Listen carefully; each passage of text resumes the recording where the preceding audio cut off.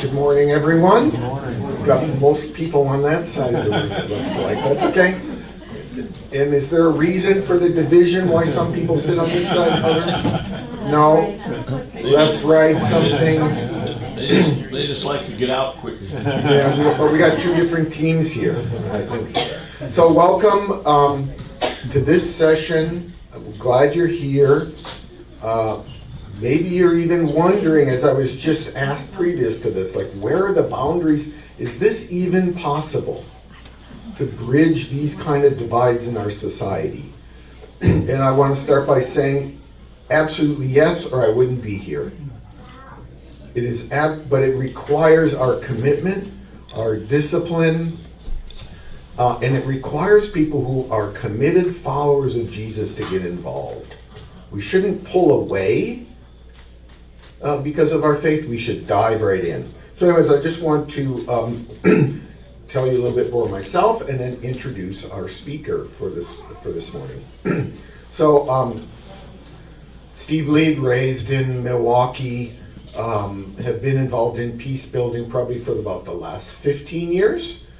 I was overseas in ministry for 21 years, returned back to Milwaukee in 2012, been part of Community Warehouse since then, and I know faces and that are involved in Community Warehouse from the church. My work with peace building has been predominantly Muslim Christian peace building, helping local Christians and local Muslims meet each other, get to know each other, and build respect, so that hopefully then they can move forward to building a better local society. But maybe like you, I have been very concerned in the last couple of years with a different divide that I see just growing and intensifying in this country. And where I lived in the Balkans, that kind of that kind of divide led to genocide, and so I'm concerned about that for our own country. So how do we bridge that? How do I be involved? So I've decided to kind of change my focus from the Muslim Christian peace building to this red-blue divide, and particularly try to get, as a former evangelical, try to get my former community, faith community, involved in that. And I have connections with St. Matthew's through Lied Connor, so I just asked Connor Williams, could we come and present here? And so it's very fitting, our speaker, main presenter, Kent Henning, because he has a strong connection with ELCA. The last professional connection was 22 years as the president of Grandview University in Des Moines, Iowa, an ELCA institution. And so he's going to come and lead us, talk about Braver Angels and peace building. So Kent.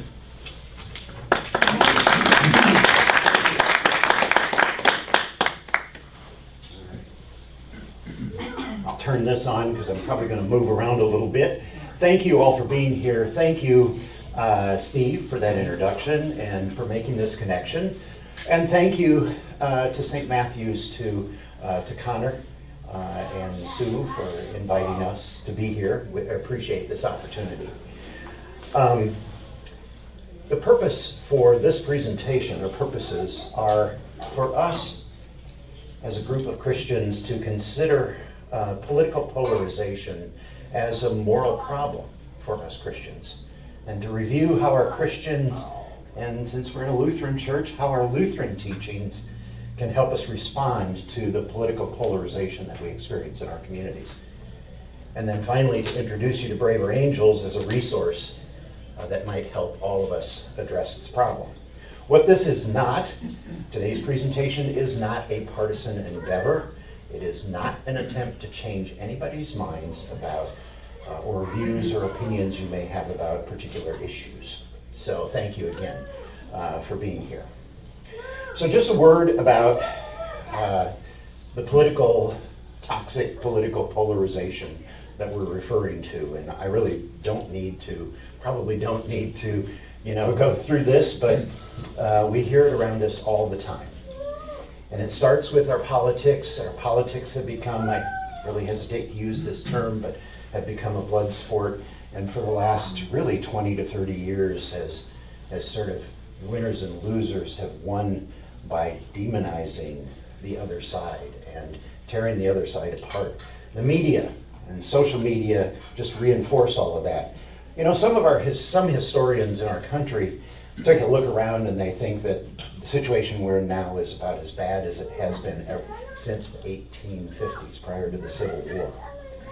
Now, the danger isn't polarization around issues. It's good in a democracy to have disagreements. The polarization problem, the toxic polarization that I'm talking about, is really how we think about people who hold views that are different from our own. People don't just disagree anymore on issues or policy positions. They see the other side as the enemy. And that leads to kind of dehumanizing the other side. We start to see the other side, those who disagree with us, as evil or morally bankrupt or a threat to us. Families can't gather. Some families, people have ended friendships. A majority of Americans in a poll recently, and a majority of Americans say they would object to seeing their son or daughter marry someone from the other political party, more than half. And unfortunately, political violence is all too normal, all too common and frequent. And unfortunately, it's actually celebrated by some. So just a show of hands, I'm just kind of curious, your own experience.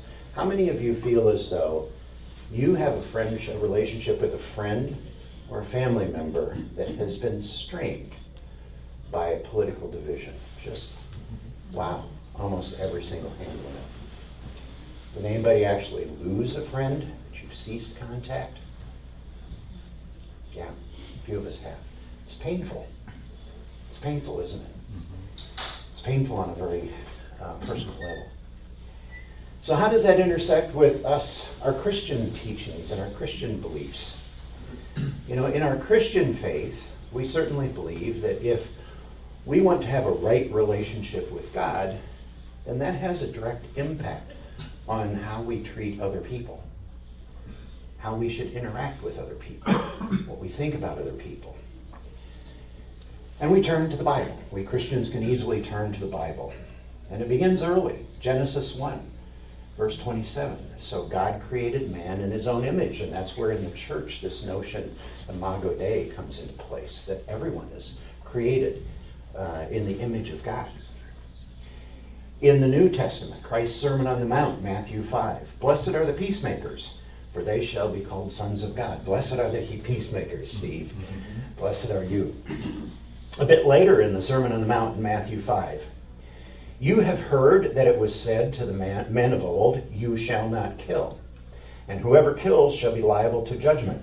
But I say to you that everyone who is angry with his brother shall be liable to judgment. Whoever insults his brother shall be liable to the council. And then, of course, Christ gives us the golden rule, do unto others as you would have them do unto you. Luke 6, we really get challenged by Jesus. Love your enemies. Do good to those who hate you. Bless those who curse you. Pray for those who abuse you. And then, of course, in Mark 12, when Jesus was asked which is the greatest commandment, his answer was, you shall love the Lord your God with all your heart and with all your soul and with all your mind and with all your strength. And the second is this, you shall love your neighbor as yourself. There is no other commandment greater than these. So you all are faithful Lutherans, you come to this. What other biblical passages come to mind for you? Anybody? Feel free to jump in. Hate the sin, love the sinner. Good. Hate the sin, love the sinner. Others? Is that biblical? Or just a cliche? Pastors, is that biblical? Love the sin, hate the sin. Hate the sin. But it is based in Scripture. Any other biblical? How about any actions of Jesus that we can learn from? as we treat others, so we treat Christ. In Matthew 26, I was hungry and you fed me. There you go. Mhm. Yeah. And then Jesus, through his own actions, kind of gives us some guidance. He went to the woman at the well, healing lepers, hanging out with tax collectors. Jesus very frequently reached out to people who were outcast, people who were on the other side, right? How about parables? Any parables come to mind that suggestions, parables? Which ones speak to you? Well, all the healing parables. The healing parables, yeah. The prodigal son. The prodigal son. It's a perfect one. Prodigal son. Or the Good Samaritan. The lost sheep. Again, reaching out to those who seem to be outcasts. Whatever. And then, of course, we have Paul's teachings in the letters to the early church. Romans 14. Let us then pursue what makes for peace and for mutual upbuilding. You probably use that a lot in your peace building work. And in Hebrews, make every effort to live in peace with all men. And then in Galatians 5:22, we're given the 9 fruits of the Spirit, right? Love, joy, peace, patience, kindness, goodness, faithfulness, gentleness, and self-control. So that all comes from the Bible. The Bible is filled with all sorts of teachings and all sorts of indication that runs counter to this political polarization that we experience. But we're Lutherans, right? We are Lutherans. And Martin Luther did a lot of teaching as well, right? In my career, I always held up Luther's understanding of vocation, vocatio. That vocation is not just for those who serve the church, but he taught us that we all have vocations. We all are called by God to serve others in the workplace, in our families, in our communities, in the church, in those four realms. In each of those, we're called into the relationships that we have. Martin Luther taught us that. And then Martin Luther did a lot of teaching around the small catechism. I see a lot of gray hair in the room, so people remember this one? All right, I might put you on the spot here. The thing about Martin Luther, when we all had to study the small catechism in confirmation is Martin Luther, when he unpacked the 10 Commandments for us, and we got to the thou shalt nots. You know, we like to think that you shall not kill. Well, if we don't go and kill someone, we're off the hook, right? Well, Martin Luther always put another part to that. But what should we do, right? So, can I put somebody on the spot? What's the 8th commandment? You shall not bear false witness against your neighbor. Did you have to do public memorization? Are any of you old enough where in confirmation you had to do public? So does anybody want to do? What does this mean for us? Too long ago? Okay, what does this mean for us? We are to fear and love God so that we do not betray, slander, or lie about our neighbor. But, Martin Luther's famous buts in his explanations, but defend him, speak well of him, and explain his actions in the kindest ways. Whoa. Have you been on social media lately? What happened to the 8th commandment? So returning a bit to the topic of this toxic political polarization, I have a little self-reflection exercise. Are there things that we do that contribute to this problem? Are there things that we do that sort of propagate this polarization? And in Braver Angels, and Steve, if you could help me distribute, these. In Braver Angels, there's a workshop entitled Depolarization, or Depolarizing Within. And Steve, I think you attended that workshop very recently, didn't you? And in that workshop, this is a tool that's really meant for self-reflection. And I am not going to put anybody on the spot. I'm not going to ask you to This is not a quiz where you're going to turn it back in. This is really just a tool that I want for you to do, and I'm going to give you a couple minutes to just read through these questions, answer them for yourselves. Not going to ask any of you to confess later, but just read them. I'm going to give you a couple minutes.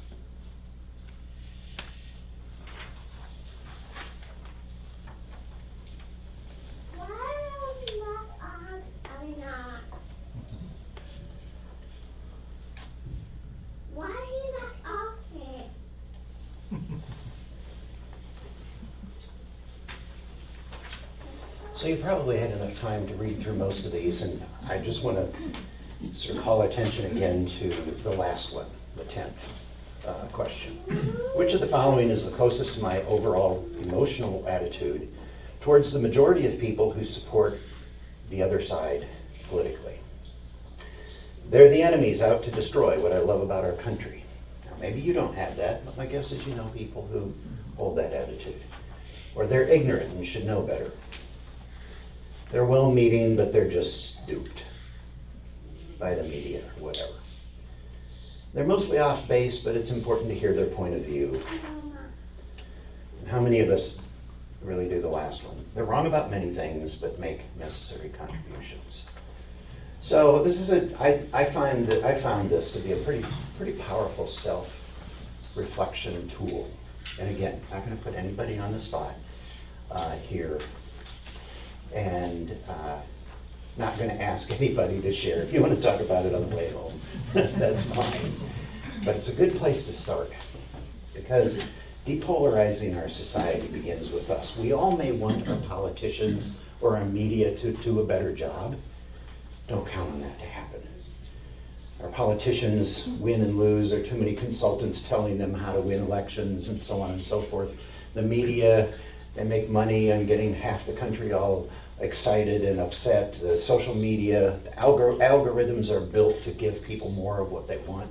Don't count on that to change. It has to start with us, individually. So this is, and it's a good place to start within. So toxic polarization is fueled by 4 things.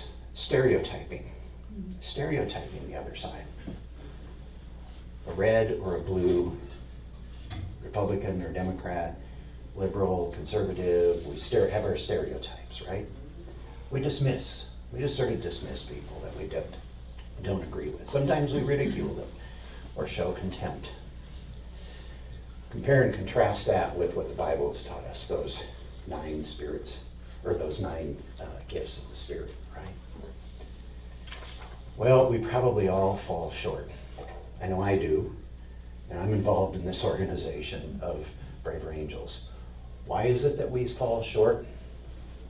I'm going to call your attention, fellow Lutherans, to the Lutheran confession, the corporate confession that we say every Sunday. We confess that we are captive to sin and cannot free ourselves. We are captive to sin. We have sinned against you, and remember that when we sin against our neighbor, we sin against God. We have sinned against you by thought, word, and deed. We have sinned against you by thought. Right? You just took that self-assessment. By word and conversation, all of those nasty MAGA types, those crazy liberals. Or deed. And we see that meme that just kind of makes a joke out of political assassination, and we think, that's funny, and we click like, or we maybe share it. We have sinned against you by thought, word, and deed, by what we have done, and by what we have left undone. Maybe we're in a group of like-minded people and somebody we know and respect just goes on a tirade tearing down the other side, and we stay silent. We don't speak up and say, I have a lot of people on the other side of the political spectrum by what we have done and what we have left undone. We have not loved you with our whole heart. We have not loved our neighbors ourselves. We confess that Jesus' greatest commandments, we've fallen short, right? So we're kind of wretched sinners. But here comes the next part. We beseech God for what?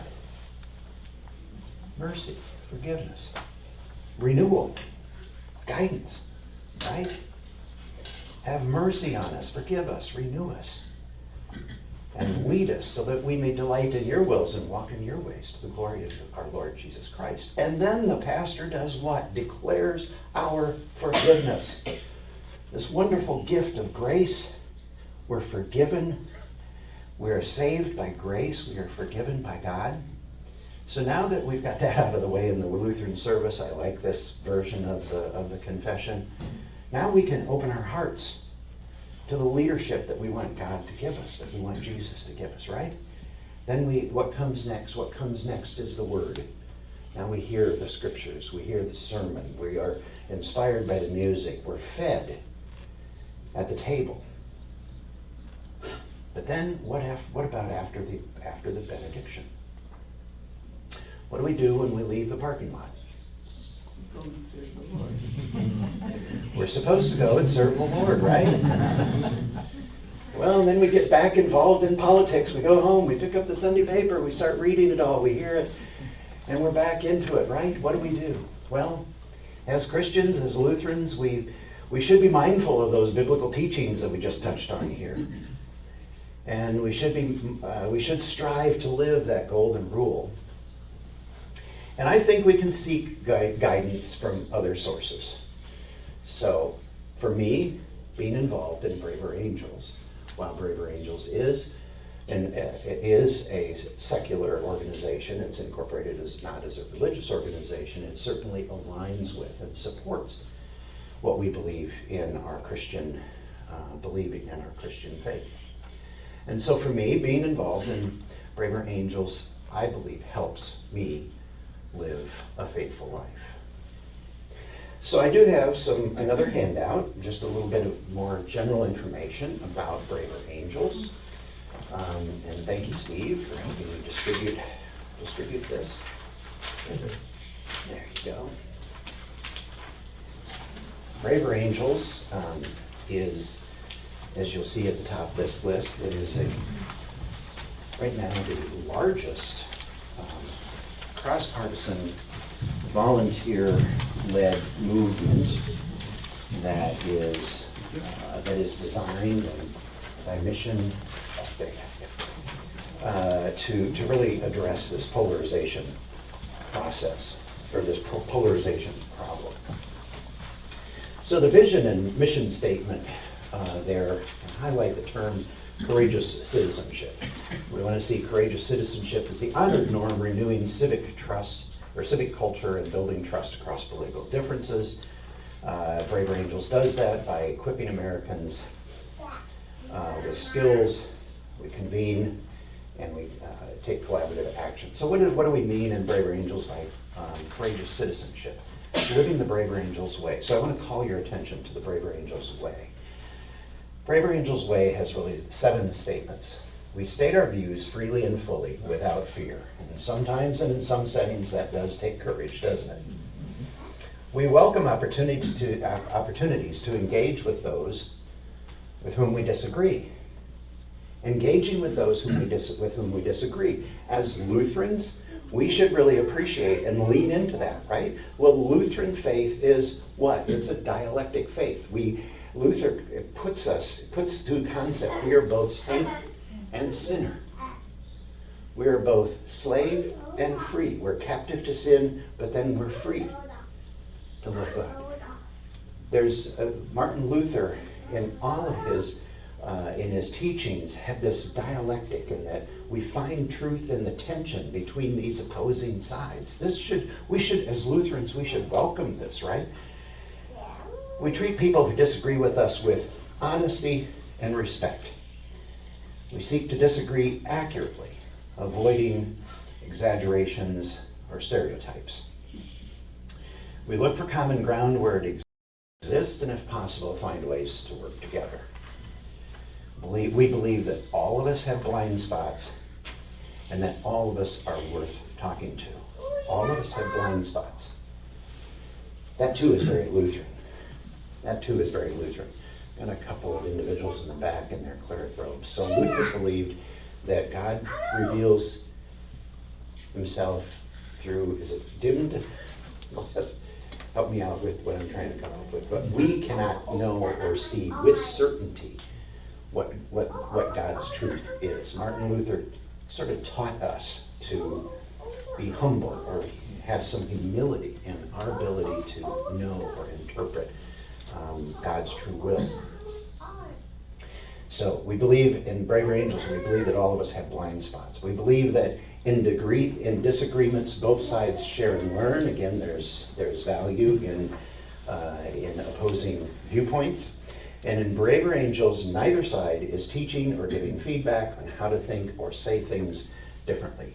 Braver Angels, when we get together for our programming, always states clearly, this organization is not trying to make the nation more red or blue or change blues, or blues become reds or reds become blues.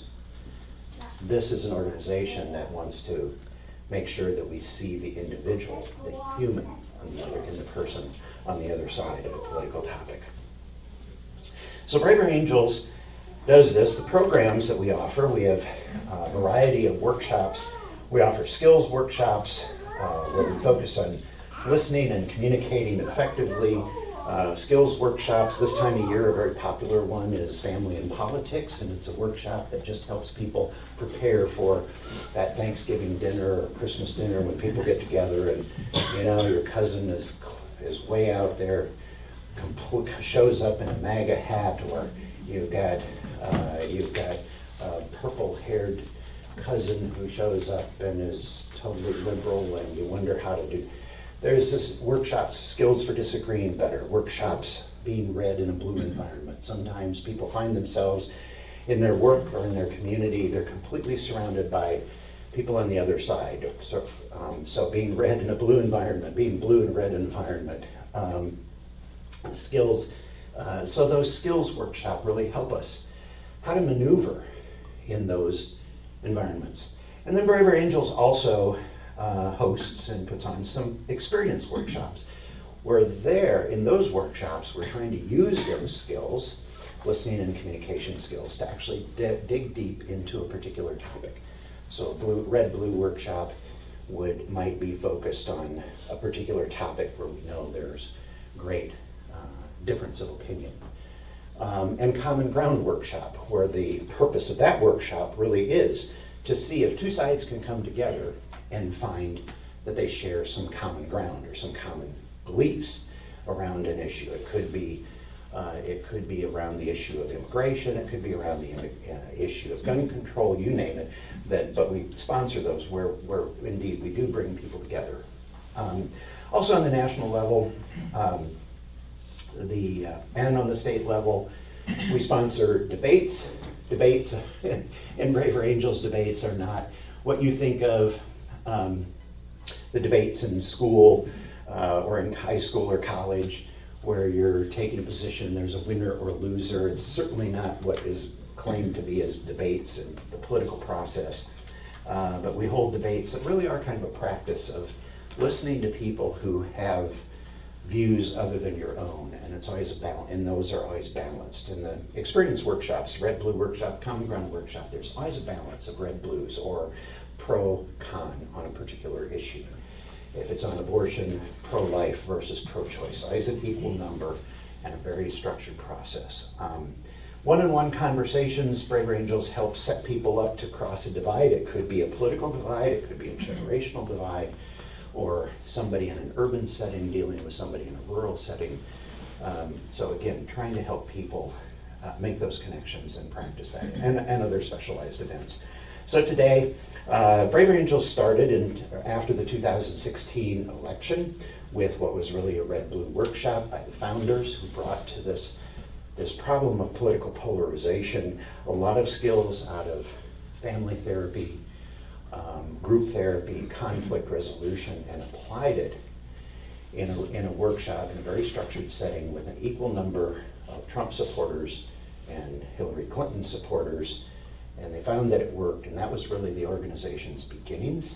Today, we have 68,000 people who are subscribers, 15,000 that actually contribute financially, have a membership involving a contribution, 125 alliances in all 50 states. And within the organization, the leadership at every level, at the national level, at the state level, at the local level, is always balanced, red and blue. So I'm actually the red-leaning state co-coordinator for Braver Angels. I work together with Kit Bailing, who is a blue-leaning, and that's the same with the national leadership is always balanced. At the local level, alliances, think of that as chapters, local chapters. Alliances, it's expected that those be co-led by red and blue together. Now that being said, I will admit that the membership across the organization skews a little bit more blue, and reds are a little less represented, and that often is the case with some of the workshops or whatever, but like I say, some of the workshops insist that there be equal representation. And it is largely volunteer-led, so I am a volunteer, so in this role, and it's something that I've done. So I mentioned that the skills workshops deal an awful lot, or help people understand how to sort of live out this Braver Angels way, how to use interpersonal skills to really come together and bridge this political divide. And so for this, I'm going to do a little demonstration with Steve. This is planned but unrehearsed, so bear with us. Steve is blue-leaning. I identified that I'm red-leaning. And the issue is immigration. Yeah. So Kent, I just have a hard time understanding, conceiving really, where these red-leaning, they're my fellow Christians and they're red-leaning politically. I just don't understand it. Let's say, for example, on immigration, right? It seems like what they want to do is build walls, and what's happening, they're separating families. They don't seem to be caring about the poor and the downtrodden.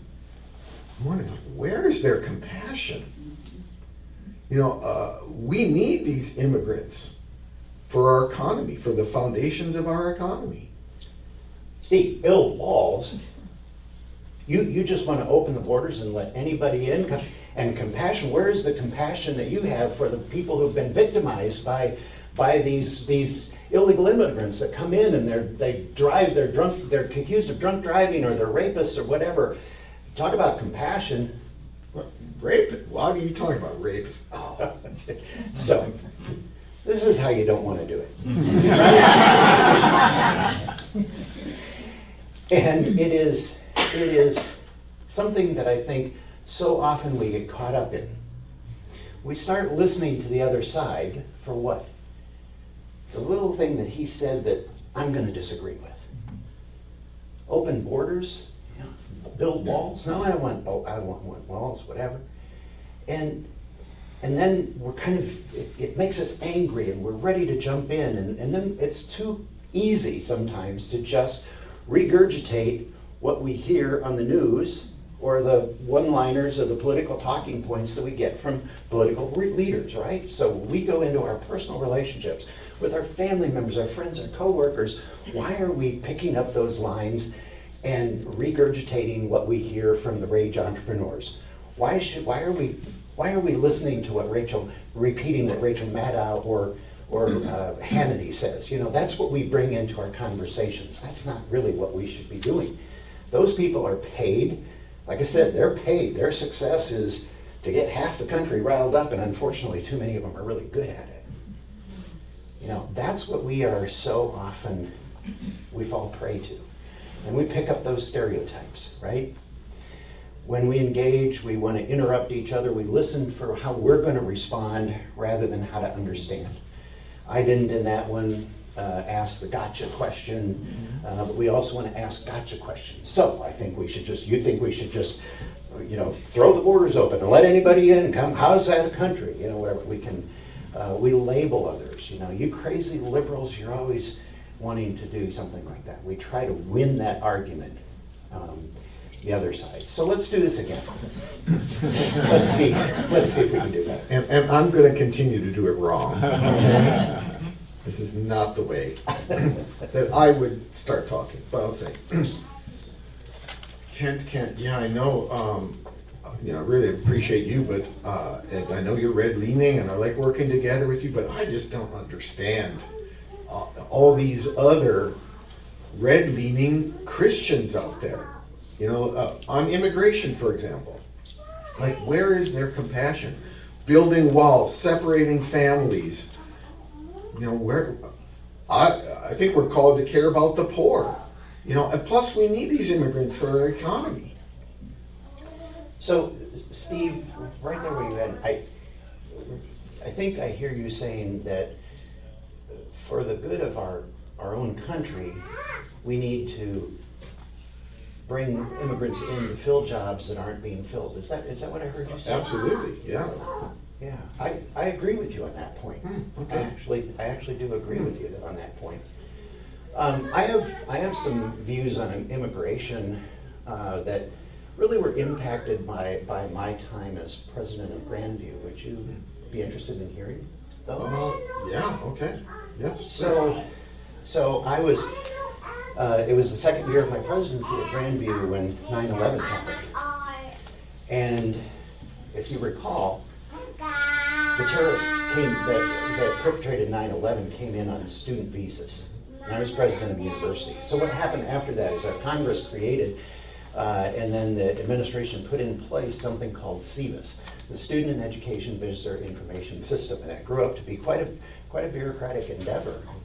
And I saw it happen on my own campus, where in order for us to accept students on student visas, we had to help track them, we had to provide for the federal government our programs, our terms, the dates when we started and stopped at our majors, and because some of those terrorists came in on fraudulent visas, student visas, saying they're going to study in a program at a university, and the university didn't actually offer those programs. So I saw this, it became part of the regulatory burden it took for my university. It took a lot for us to keep that system up to date and whatever, but I always understood, this was for national security.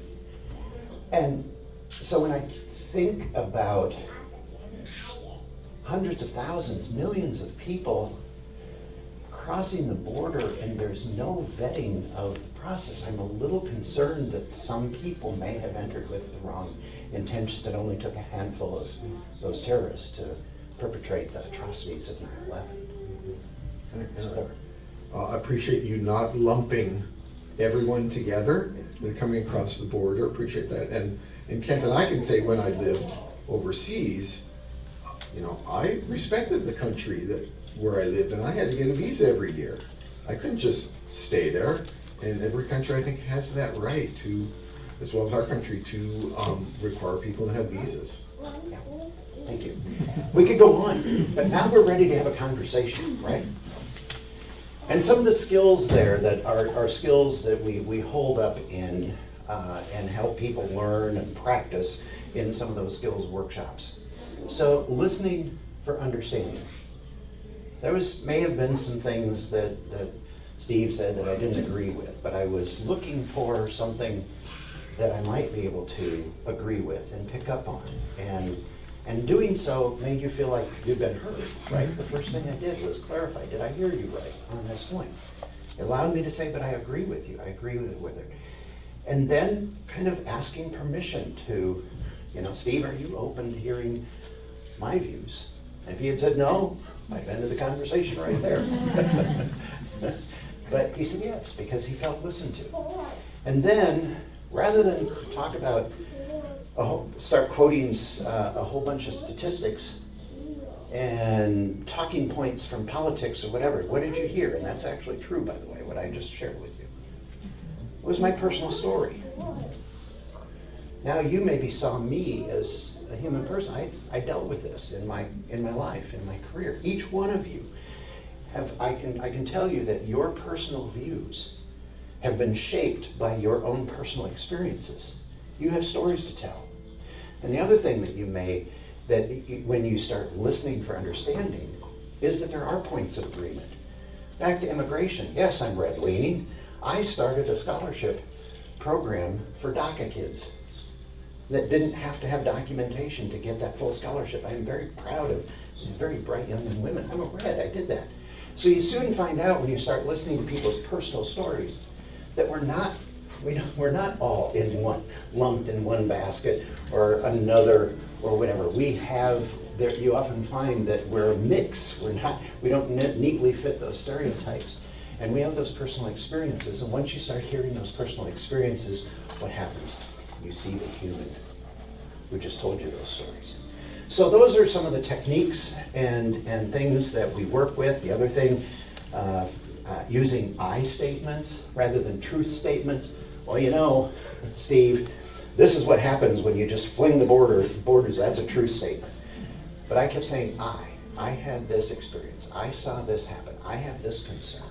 And it makes us much more human. So the skills workshops, as I mentioned, really help us, can help you develop some of those skills and restore some of those relationships and maybe bring people together but the purpose of doing this in this setting is maybe help see that this is a way that supports how you can live out your Christian faith, your Lutheran faith, that it can help you, give you some skills, help accomplish all those things we started with, those biblical references and so on. So at this point, I guess I would like to just take some minutes, open this up for question, answers, some discussion, observations of your own. And Steve, join in with me in answering some of those. What questions do some of you have? Yes, ma'am. So, like you said, how much work it was to vet the students to come in, and sometimes I think what I find not acceptable is that doing the right thing takes so much work. And I think Man, people are going to be all over the map, and that's what you're going to hear a lot of talk on, and maybe that's what you're going to read in the news. So that each side is going to have their interpretation. Understanding my side, seeing my side's interpretation of that, and realizing it's biased. I'm still, since the election I'm not listening as much, but a consumer of NPR. In the morning driving to work, coming back all weekend long. And I have to say, NPR is disingenuous when they say unbiased news reporting. Because it's absolutely biased on their perspective. And I'm okay with that. But if they would get the facts wrong, if someone would say, actually, Wisconsin lost yesterday, the score was 10-7, no, that's not correct. So anyway, understanding and interpreting and reading all these sides and pulling it together and saying, what interpretation do I think? What do they think? Talking to someone from another group that has a different interpretation and understanding their perspective. And if we put that politically, this whole idea, it's Braver Angels helping us learn skills so that we can use them in our families, in our societies, to engage people that think differently, to understand what they say, and to share our thoughts so that hopefully we can work together to solve some issues or move forward on issues. I think that's the purpose of the skill development, is to make a difference in our society. Yeah, thank you. Yes, sir. I understand that the news I consume is biased. But if I look at the news from the other side, it just makes me angry. So, is there a news that I can look to that is relatively unbiased? Like, I don't like read USA Today, but is that like, Oh, Gannett is very biased, yes. Yes, like I say, All Sides is, All Sides 1440 is another news source. 1440? 1440, and what All Sides does, what 1440 does is they're looking for, somewhere out there in the universe, a coverage of a news item that they believe is unbiased, or they'll put all sides, they'll put side by side. Tangle is another one. They'll put side by side, here's sort of the reporting on this topic from the left, and here's some of the reporting on the right, and again, then being Lutheran and both saint and sinner and all that kind of stuff, what is the truth? Now, I'm going to speak as an educator. I always felt that, part of a curriculum in a college level was to help people maneuver what is truth. How do scientists know that this is actually proven to be a scientific fact? How do scientists know? I watched my daughter get a PhD in integrated biomedical sciences. I actually was fortunate enough to see her defend her dissertation. So how did she know that her findings were valid, and so on?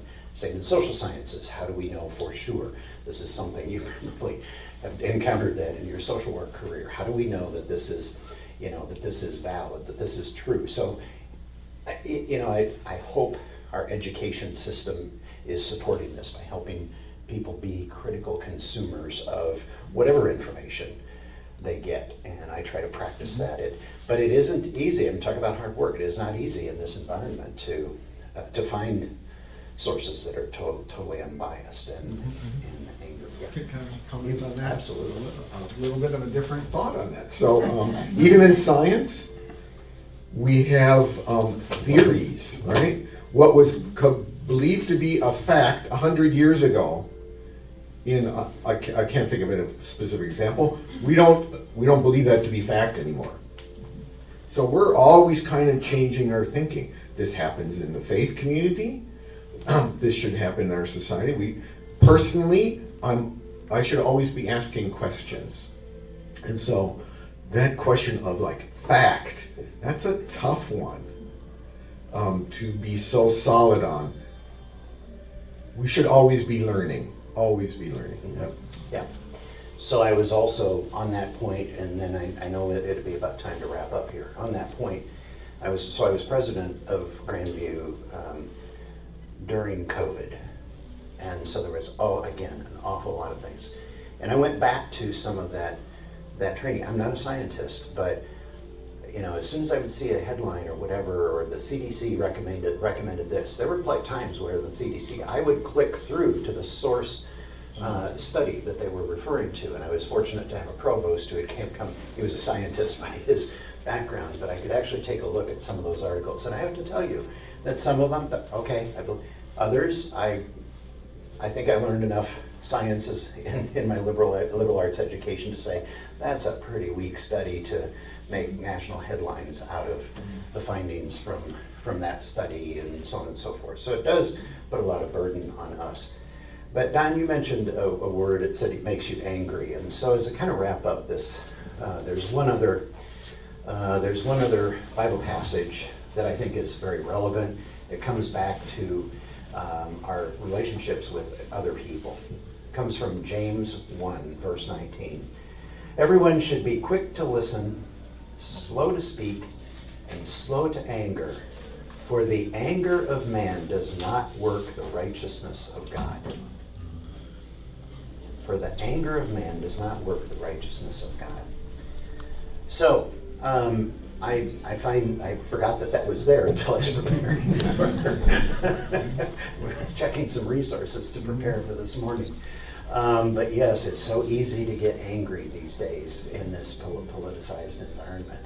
And anger doesn't necessarily serve us well as Christians. So, in closing, I guess what I would like to do is invite all of you you have the website for Braver Angels. If you as an individual would like to check out Braver Angels, just go on the website. It's a pretty robust website, but start at the top, what we do. There are some e-courses you can take online. You can subscribe without, it says become a member, and of course then it gives you an opportunity to pay these exorbitant dues of $12, you know, that's suggested, or more. A year, $12 for a year, $1 a month, to become a member, or you can go just become a subscriber that doesn't.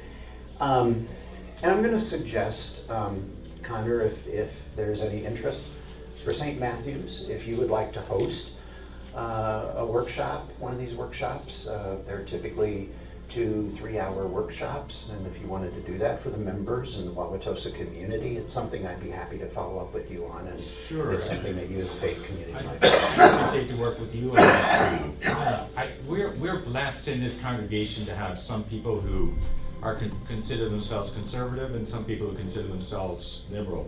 Mhm. And so this is a good place to start. Sure. Yeah, I think that's a good suggestion. You and I could work on that together. Yeah. All right. Okay, very good. Any last thoughts? Did you have any last thoughts, Steve, or? I just got to say this because of what I said about immigration and the faux pas that I made right there. The major faux pas is I said those people think this, and generalizations are they're always wrong. So we got to talk about, if I would say, I met Bill over here, and Bill told me he thought this, and I have a problem with what Bill thinks about this, and not take Bill as a generalization. Something I learned in Muslim Christian peace building is let the other side or speak for themselves as well. Don't let your side say what that other side thinks. That's key. And the way to get over some of these stereotypes is just get to know people from the other group. Yeah, thank you. Thank you all so much for your attention.